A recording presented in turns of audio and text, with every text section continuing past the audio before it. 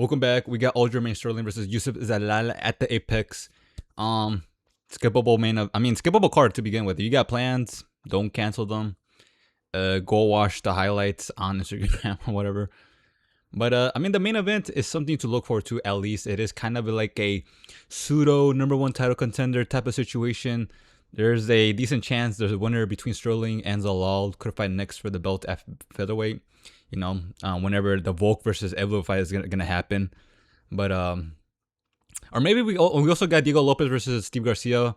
Depending on who wins between Diego Lopez and Steve Garcia and Volk versus Evloev, maybe either or could jump over Sterling or Zalal. But there's still a decent chance the winner between this main event could fight next for the belt. So at least there's that narrative to look forward to going into this main event, into this card.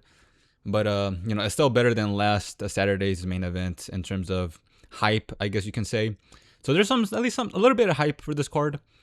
Sterling, ex-champ, Zalal, he's improved since then, but since his first run in the UFC, but still a decent card. There's some hidden gems here and there to look forward to. This dude, Adrian Luna, Martinetti, Garcia, Hernandez, and so on. But it's it's an okay card. Usually these okay cards give us pretty cool fights. So you know what, it's not that bad. But either way, let's get this over with. Some of these fights got added like last minute, so I'm just gonna go over these quickly. We got women's strawweight bout. We got Talita Alencar versus Julia Polastri. It's an okay fight. Talita Alencar, she's one of the more you can say technical boxers at her division. She's got the oosh oosh, that 1-2 down the pipe, tight short 1-2s, combinations, hooks.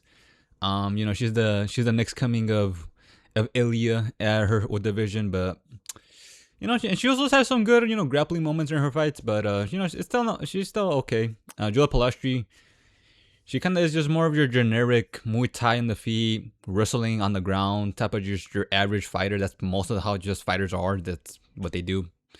But she's just more of your generic fighter, but it's still a 50-50 fight. The thing about women's strawweight or just women's MMA in general is the skill ceiling is not that high. It kind of low.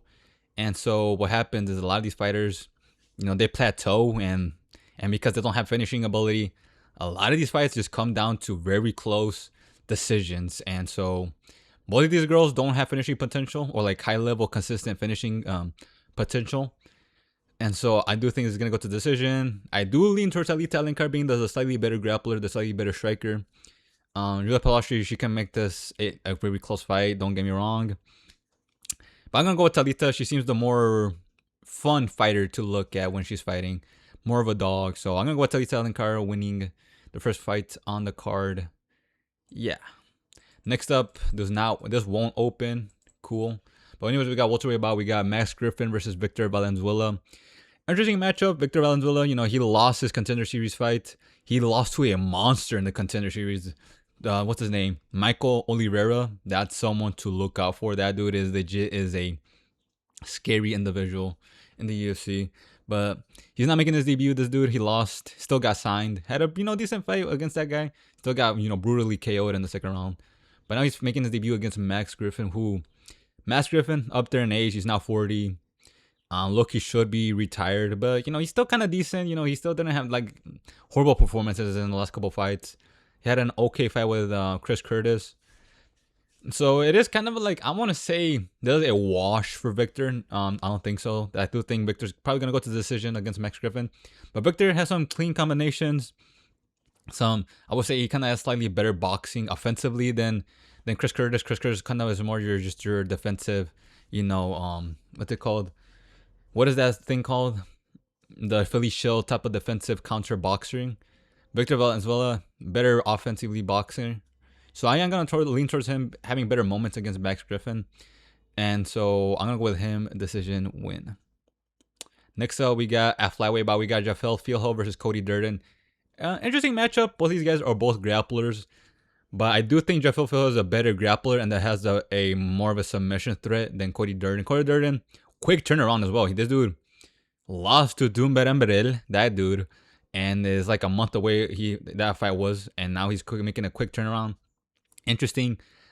Filho was supposed to fight Lucas Rocha, I don't know what happened to that guy. Cody Durden, it's still commendable for a fighter to fill in and not let a fight go to waste and make a short notice step in for another fighter.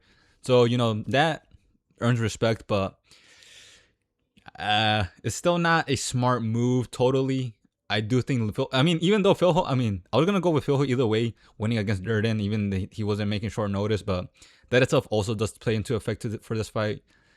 And Jafil Filho, he's the better grappler, much more dangerous. I do gonna lean towards him winning against Cody Durden to a submission. I could probably see a 3rd round submission. Just drowned Durden in the first 2 rounds. Durden gets gas. Filho submits a gas Durden in 3rd. So yeah. Next up, we got women's bantamweight bout. We got Maria Bonasova versus Michelle Montague. Interesting matchup because Maria Bonasova, she hasn't had a win since her title shot. She's now on a 4-fight losing streak. She hasn't been fighting easy opponents. Most of the girls she has fought are pretty good. And now she's facing off with an undefeated grappler. So a bit of a grappler versus grappler type of matchup. Michelle Montague. The thing is, Michelle Montague is only like 1 fight in the UFC. I think this is her 2nd fight in the UFC. So a very big step up in competition against Silva. But I do think Montague kind of has this in the bag. Silva, I don't know if she is like, how would I put it, like morally there. She is, kind of like on a big losing streak. And Montague is much bigger. I would say she has the slightly better grappling than Silva. Silva, I would say I do lean towards her in the striking. But Montague is still big. I do think she can make it kind of tricky in the jab. And like I said, the skill ceiling is not that high for this, for women's WMMA. So it's not like Silva is going to be like leagues above Montague. So it is going to be a close fight. And I do lean towards Montague winning this fight by a close decision. I do see this being kind of close. And they're both from the same gym. I think they're both from American Top Team. So you know what? I don't think Montague is she's going to get washed. I do think she can make a competitor and possibly win against Silva. So yeah. Middleweight bout, we got Youssef McVey versus Cedric Dumas. For a second, I thought both of these were another WMMA fight, but no, it's just both of these guys with long hair. This freaking surfer hippie looking guy and Dumas with his dreads. I do like both of these fighters. They're both equally just as frustrating though, because McVey, this dude is interesting. He is 6'4", he's kind of big for middleweight, and he is, talented. It's just this guy, he just hasn't been performing. You can forgive him for his debut fight. It was a short notice for McVey against Bruno Ferreira. Bruno Ferreira as well is a monster, a killer. And, you can totally forgive McVey for losing that one. He got finished in the 2nd round, I think, in that one. Or the 1st round, I think. But then this dude was going to fight Robert Valentin, if I don't remember. That dude pulled out. And he got a Zachary Reese step in short notice. And McVey should have dominated in that fight. And he did. He was dominating that fight against Zachary Reese. Zachary Reese is is not that good. And McVey was dominating until he got taken down and ground and pound finish. Like, what type of 180 performance is that? Like, you were winning. You're good. You have a lot of talent. And then you fumbled the bag so badly in that fight. Anyways, he's not facing up with Dumas. Dumas is just another frustrating fighter because this dude is good. He is a pretty good grappler.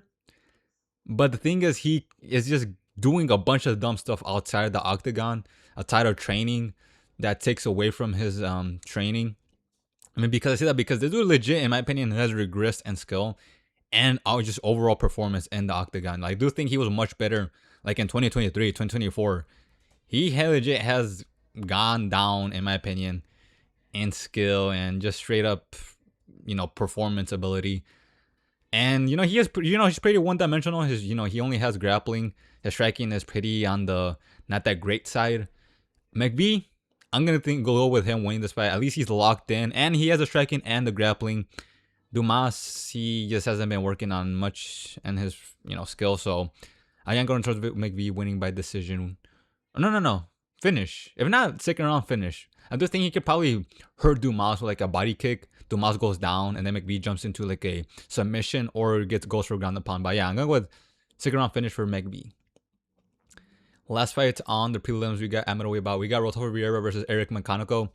In an interesting matchup, both of these guys are coming off a KO loss. Rodolfo Vieira, he got sent to the shadow realm by McConico, which Vieira, he is just a grappler. His on the stand up, this guy has no striking.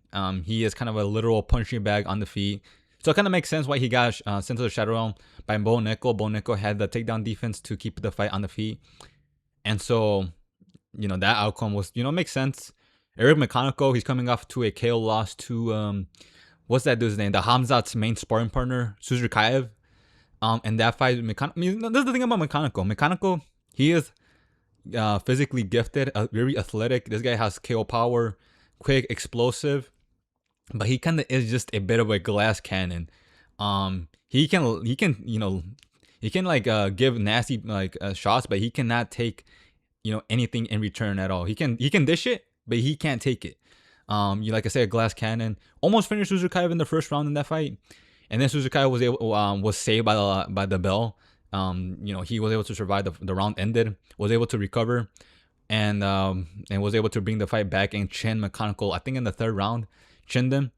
And so McConico, he's been chinned twice already in the UFC. But he only had 3 or 4 fights, and he's already been chinned twice. He got chinned by obviously Suzurkaev, and then Nursultan Ruziboyev. That giant Hasbulla looking fighter. And so, it's not looking too great for him, but he's now facing over Vieira, who he's not going to have to worry about the striking of Vieira at all. So if he's able to keep the fight on the feet, he could definitely win. And McConico has shown to have some decent takedown defense in the Cody Brundage fight. He was able to defend a couple of the takedowns. And even when he did get taken down by Cody Brundage, who is a pretty good wrestler, he was able to get back up. So good takedown defense from McConico. And also the Suzurkaev fight. Suzurkaev, has pretty good wrestling. And he, had some pretty good moments in the wrestling in his regional fights. But in this fight, he wasn't able to take down McConico at all. I don't think so. I don't think he was able to land one takedown. He was shooting a couple times, but he couldn't take down McConico. So that's a pretty good thing for McConico. And I do lean towards him winning this fight, defending the takedowns and just chinning Vieira. He's up there in age as well. So I am going to go with McConico. He's not going to get chinned in this fight. And I do think he's going to beat up Vieira until a second round finish. I feel like in this fight, Vieira could possibly hold McConico up against the cage for the first half of the first round. And then the second half of the first round, McConico able to create space and then just beat up Vieira on the feet. And then second round comes and he finishes the job. So I'm going to go with second round finish, Eric McConico. First fight on the main card, we got heavyweight bout. We got Marcus Buchecha versus Ryan Spann. Interesting matchup between both of these. Buchecha, this dude got signed to the UFC to shake things up at the heavyweight, and he hasn't been able to shake up anything. He lost his debut against Martin Buday, which Martin Buday is kind of underrated. For heavyweight, Martin Buday is still just a fat heavyweight, but he's one of the good ones. He's one of the good fat heavyweights at the UFC. Lost, wasn't able to take down his opponent. And yes, that's because Marcus Buchecha, really, really high level BJJ player, really high level, has a bunch of medals, a bunch of awards, has gold in ADCC and gold in IBJJF. That's insane. Gold in Nogi and gold in Gi. This dude is really, really accomplished BJJ player. But the thing is, in BJJ, you really don't see takedowns and you really don't see trips. It kind of is just booty scooting to pass guard, or just your typical put your arms around your opponent just to try to pass guard. That type of it's kind of, that's why BJJ is kind of cringe. Just saying, but he doesn't have the takedowns and he doesn't have the striking. So it is. He was doing pretty good at 1FC when he was at 1FC. Only lost to Rug. Rug is currently the 1FC heavyweight champion. But Rug is kind of ass in my opinion. At 1FC, their MMA division, especially at heavyweight, is really horrible. So he got out grappled by Rug, which is not a great visual. But he got out wrestled more like it. But either way, lost to Martin Buday. A lot of his takedowns got stuffed. And even when he was able to get down Martin Buday was able to get back up and lost that fight. He also had a draw with Kennedy and Zichuku. And I do think Kennedy won that fight based off damage. Marcus Buchecha, like I said, he has no striking. He was able to survive against Kennedy. Almost got finished, but he was able to survive. And then the second round comes. He was finally able to take down Kennedy, but Kennedy was able to get back up. And third round kind of similar. Marcus Buchecha, for the most part in the second and third round was able to hold down Kennedy, but he still got outshrugged in the last 2 rounds. So based off damage, he definitely lost that fight. But he was still made it a draw with the grappling. But in my opinion, he lost that fight. Now Ryan Spann, he kind of is just a way better Kennedy and Zechiku. He's 6'5", long wingspan, and has better striking, hits harder, and is just much better. He was able to reach the higher level, higher in the rankings at light heavyweight. Kennedy barely was able to touch the rankings at light heavyweight. And so, was he even ranked at light heavyweight? Now that I think about it, or was he just ranked at heavyweight? But anyways, Ryan Spann, much better. He's 1-1 at heavyweight. He lost to Waldo Cortez Acosta. But Waldo Cortez Acosta is pretty good. He is a dark horse at the heavyweight division. If he just beats Volkov, he fights next for the belt, and there's a pretty good chance he could probably become a champ next. So that Ryan Spann losing to Waldo is not bad at all. He did get chinned, but yeah, Buchecha is not chinning Ryan Spann. And the second fight at heavyweight was against Lucas Bresky, and Lucas Bresky is just horrible in general. So I don't know, it's kind of like a mix of two different skill levels in his opponents. But Marcus Buchecha, if he takes out Ryan Spann, yeah, he wins this. The thing is, Ryan Spann has some pretty good takedown defense. He's much better than Kennedy and Zechiku. If Marcus Buchecha comes into this fight with way more developed takedown game, yeah, he wins this fight. But if he can't take down Ryan Spann being a way dangerous if you can't defend yourself on the feet, yeah, he's gonna get chinned. He's gonna get chinned by Ryan Spann for sure. You know what? I'm gonna go. I was kind of gonna go with Marcus Buchecha, but I do think Ryan Spann could possibly win this fight. I do see it just by simply Ryan Spann having that long reach and having the ability to legit chance Buchecha. While Buchecha really he hasn't gotten a submission in a while. Yeah, I'm going with Ryan Spann winning this fight by KO. He just needs that one good punch to end the fight. And he could possibly defend a couple takedowns. So yeah, I'm gonna go with Ryan Spann. Third round KO. Both of these guys don't have good gas tanks, but I do think Ryan Spann's gonna do much better in the gas tank and then get a late third round finish. So yeah. Next up, we got bantamweight bout. We got Montague Jackson versus Raoni Barcellos. This one is probably the first good fight on the card.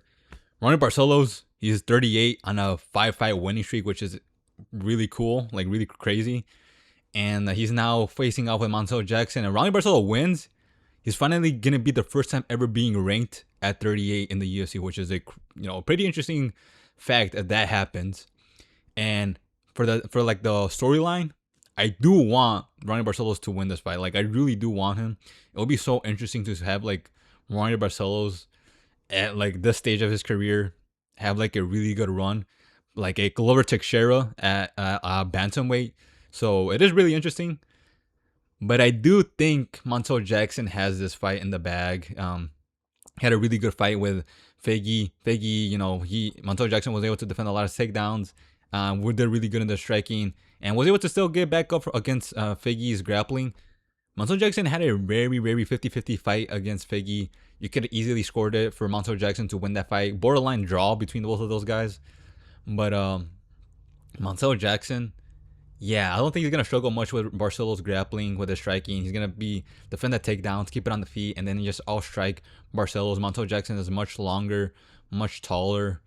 Barcellos really has to needs to pass Jackson's range to shoot for those takedowns, or even to outstrike Jackson. I don't think so. I think he's gonna really struggle a lot at that striking range. So I am gonna go with Montague Jackson winning by decision.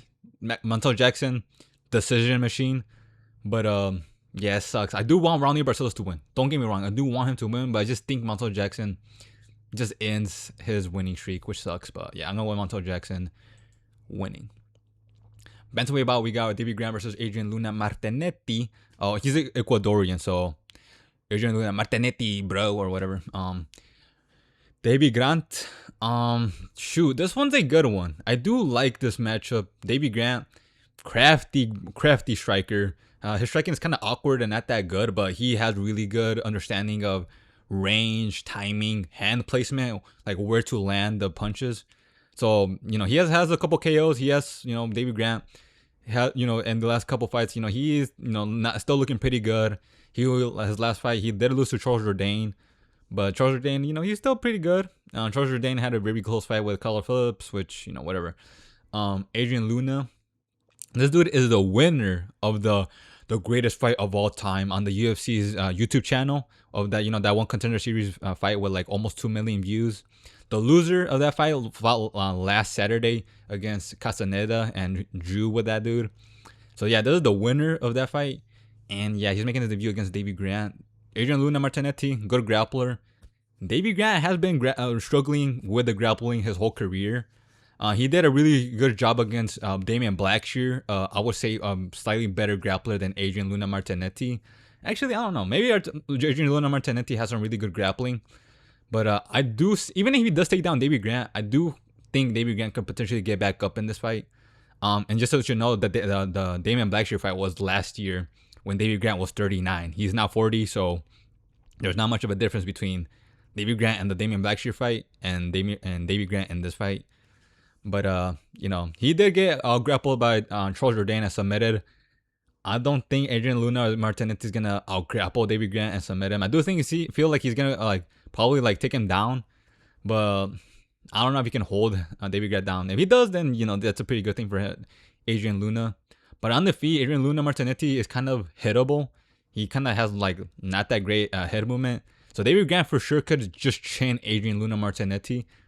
But Adrian Luna Martinetti is young. He's 30, the same age as Damian Blackshear, by the way. So, this is what I mean. There's a back and forth of me going through this fight where I'm like, Davy Grant can win this, but Adrian Luna can win this as well. But Adrian Luna Martinetti is young. Like I said, I didn't finish what I'm saying. And so he definitely has the hand speed, the footwork speed. So he can just speed, blitz Davy Grant and finish him. Adrian Luna Martinetti has KO power.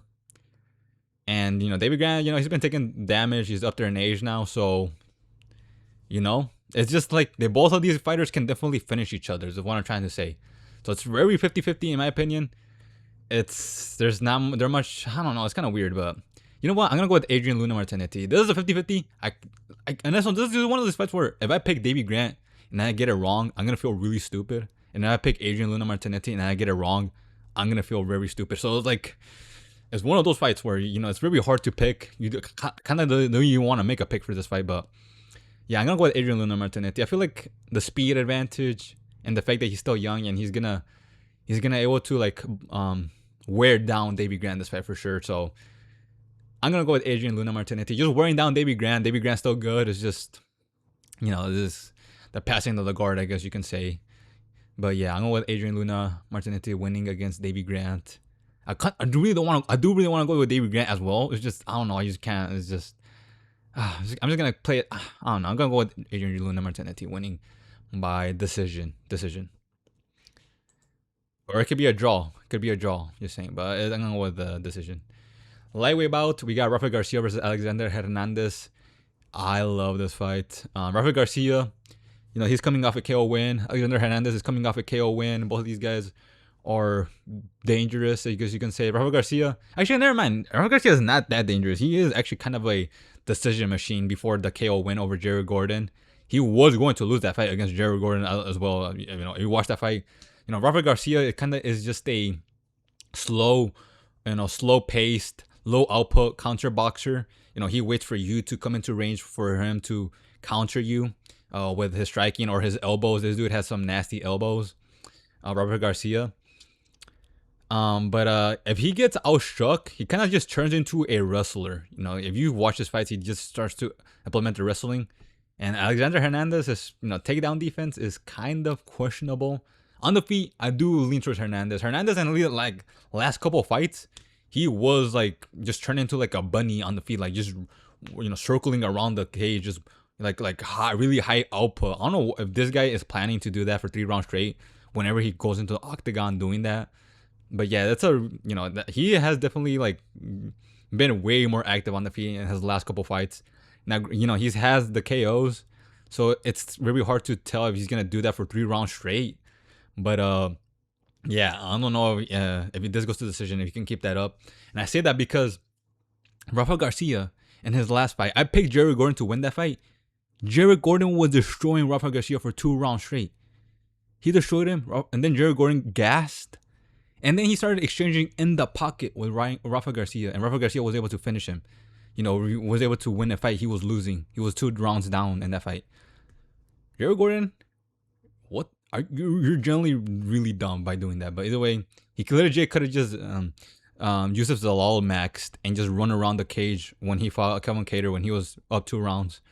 That's what Jared Gordon could have done. He just could have avoided the striking and win a decision. But I don't know what that was about. But either way, Rafa Garcia, I do think he's going to get pieced up by Alexander Hernandez. Alexander Hernandez has the footwork speed, has the hand speed.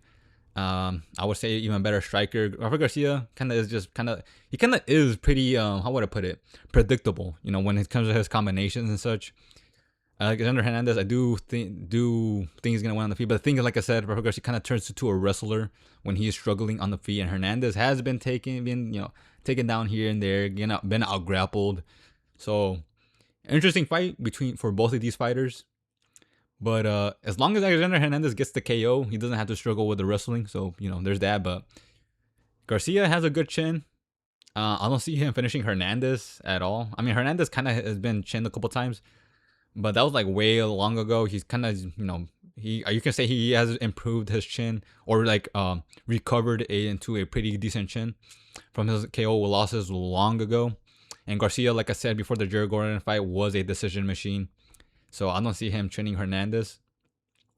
He can make it kind of tricky with those elbows. Once again, like Hernandez just blitzes in, and Garcia, throws an elbow, jumps forward with an elbow and catches Hernandez.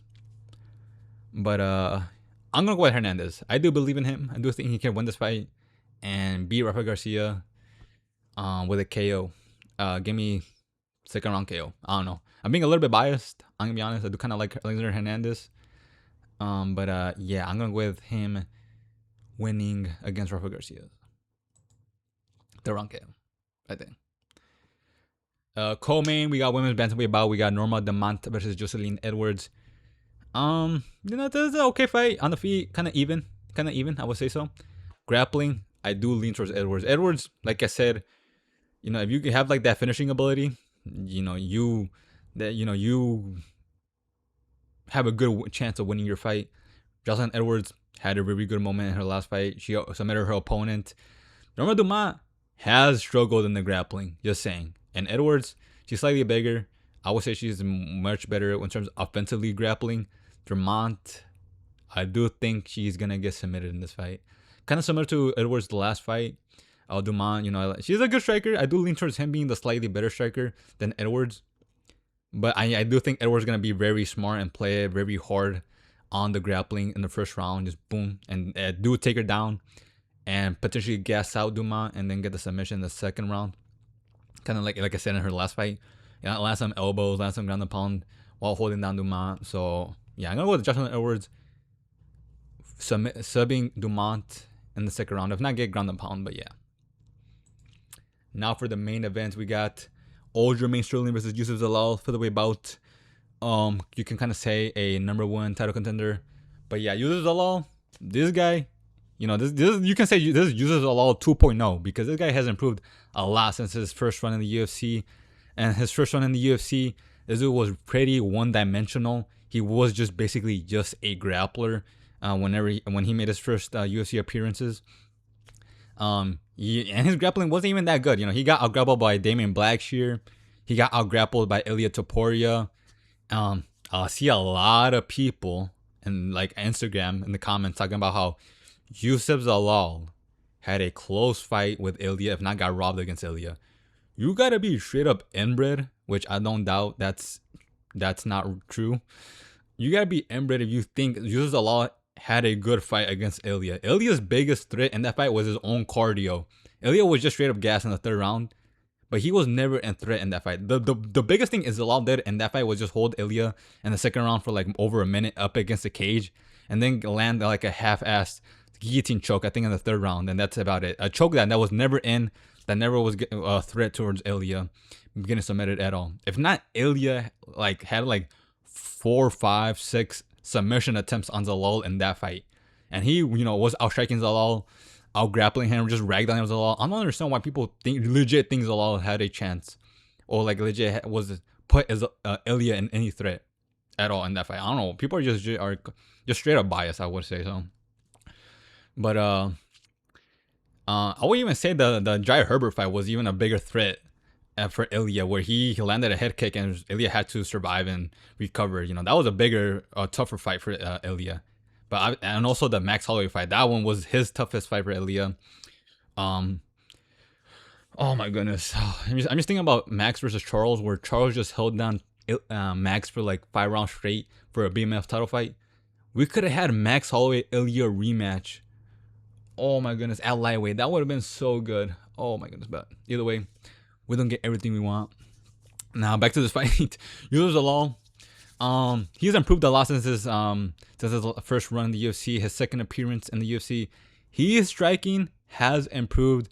I don't know if he has trained with the CKB guys or if not, but his style and the striking is very similar to the CKB guys, or very similar to Izzy, because the way he feints, the shuffle step, the feints, like I said, thing already, the pawing at range, the switch stances, the calf kicks, the mannerisms, it's very Izzy like. Youssef Zalal, he must have either trained and studied Izzy's playbook, or he has trained in the CKB gym for a while, because he strikes a lot similar to those guys.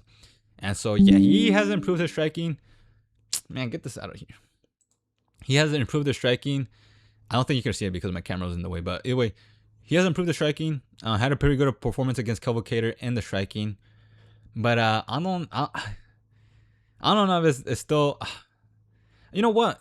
The thing about Aljamain Sterling, I was gonna say, Youssef Zalal, Aljamain Sterling, he has slowed down a lot on the feet. I don't know if it was because of the O'Malley loss. Maybe it most likely was. It could also be due to age, or the fact that he's now at featherweight where he's much more heavier, so he could probably, the chances of him gassing out is higher. But compared to his bantamweight fights, he legit has slowed down. So even though Youssef Zalal, I would say, he has improved his striking. I don't think it's, he's a dangerous striker at all. He could potentially outstrike Sterling on the feet. Sterling, who legit, he has just become very, you could either say patient or just straight up low output against, you could say Brian Ortega and his other couple of fights at featherweight. His output on the feet has legit slowed down. You watch his fights against Peter Yan and these other guys. He was very active. He was throwing jumping knees. He was going for he was just trying a bunch of stuff that you don't see him doing at all in his last couple fights at featherweight. So yeah, that's low output type of striking could potentially be a problem for him against Zalal, who become a very active, very technical striker, and right now in this version of himself. So on the feet, like I said, I don't think Zalal, even though he's improved the striking, I don't think he's, dangerous at all. He could potentially pose a problem and outstrike Sterling if the fight stays on the feet. Now, Zalal also has gained some submitting ability. This dude has now gone, he's, from his first run in the UFC, he was basically a decision machine. This dude has improved his grappling, developed some submissions. He now has 4 submissions in the UFC, and his takedowns are pretty good. He has developed that a really good takedown game, to where he can take down his opponents, to where back then he was really struggling taking his opponents down. So Zalal really improved in this version of himself. So and the thing is, Sterling, he really hasn't fought fighters with a submission threat. Brian Ortega, he does not have really good grappling. He kind of just has the guillotine choke. So I'll never, Ortega never had the ability to submit Sterling in that fight. But aside from that, Sterling, he really hasn't finished anybody with a really strong submission game. And so that's kind of interesting. But the thing is, Sterling has never been submitted in his fights, never. So if Zalal can submit Sterling, he's gonna be the first ever fighter ever to submit Sterling. So I kind of doubt it. And the thing is, this is Sterling. This is Aljamain Sterling. This is the guy that was able to get to Peter Yan's back and hold him down for 2 rounds straight. This is Aljamain Sterling, who was able to go back and forth with Evloev. I would even say he has better wrestling than Ilya. Ilya, he really hasn't gone to that wrestling in his at least recent fights, so it's kind of hard to say if Ilya legit has the wrestling to like do the things that Sterling has done. So interesting. But Sterling is still that guy in the wrestling department, in the grappling department. Like I said, striking has gone down, but his wrestling is still legit. It's still there, still good. He's, you can tell Sterling really still wrestles a lot in his training. I don't think Zalal is going to be able to submit Sterling at all. I don't think so. And I don't think he's going to be able to out grapple Sterling or even get to positions where he can even get to a submission, let alone actually get a submission. Sterling, his sprawls, his transitions are way too good. I do think he's gonna dominate Zalal on the ground. And Sterling, he could potentially submit Zalal. Sterling really hasn't gotten a submission in a long time. I think the last one was against Corey Sandhagen, which it's Corey Sandhagen. Well, I think he's only been submitted once as well. He's only been submitted by Ojo, which is just shows how good of a submission win that is for Sterling. And so Sterling has never been submitted. He submitted a really good grappler, and he's now facing always Zalal. Zalal, yes, he's coming off a submission win over Emmett, but Emmett, I mean, he was 40 in that fight. He was pretty old. He should have been retired by then. And then the other submission wins he has, Zalal, name them. Name the guys he submitted in the UFC. Because he has 3 other submissions apart Emmett. Name them. You can't name them.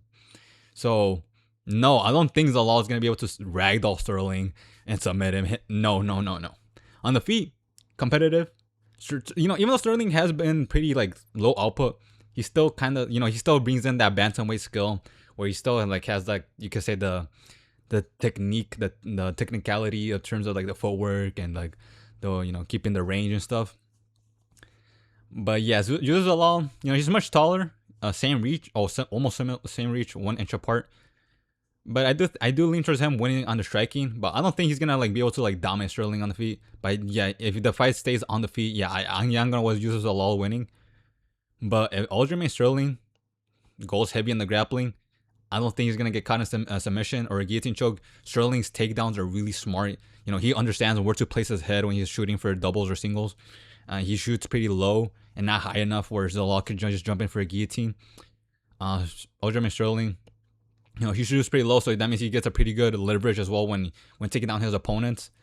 Zalal, he's a good, he can defend the takedowns for sure, but I do think Sterling, he has 5-rounder gas tank as well.